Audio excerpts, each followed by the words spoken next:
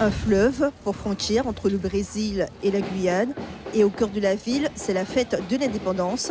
Une fête placée sous le signe de la coopération franco-brésilienne avec le bataillon de l'armée de terre, puis la Légion étrangère française qui défile sur la célèbre avenue Barão do Rio Branco. Nous avons été invités par le maire de Oiapoque en vertu d'une amitié entre nos deux pays et notamment pour marquer la coopération militaire qui est particulièrement visible sur le fleuve Oiapoque. Notre mission dans cette zone frontalière ne peut pas être menée seule, car il suffit qu'on dépasse de quelques centimètres notre frontière, et là, on n'a plus le droit d'intervenir quand on passe du côté français.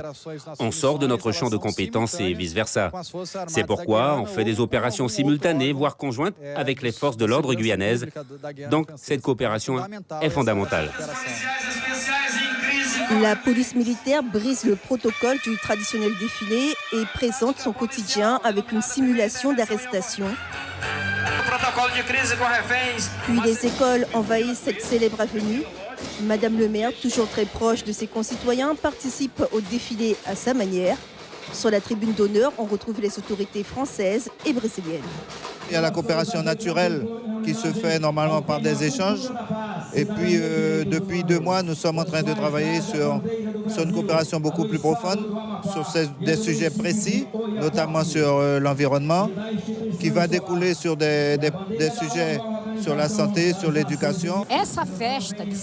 Cette fête du 7 septembre, c'est l'une des plus importantes traditionnellement pour notre nation. On a invité notre ami Jorge Elfort avec qui nous faisons de nombreux partenariats. Et aujourd'hui, c'est un grand jour. C'est l'anniversaire des 195 ans du Brésil. Vive le Brésil, vive la France, vive Saint-Georges, vive Oiapoque. Plus de 2500 élèves participent à ce défilé. Ils ont tous travaillé sur la paix, la démocratie, des thèmes qui n'ont pas été choisis au hasard. C'est à cause de l'actualité dans le monde. L'intolérance religieuse dans le monde, non seulement religieuse, mais politique aussi. Pour les 195 ans de l'indépendance du Brésil, dans cette ville, on a misé sur des valeurs fortes comme la démocratie, la paix, la citoyenneté, sans oublier le volet de coopération avec la Guyane française.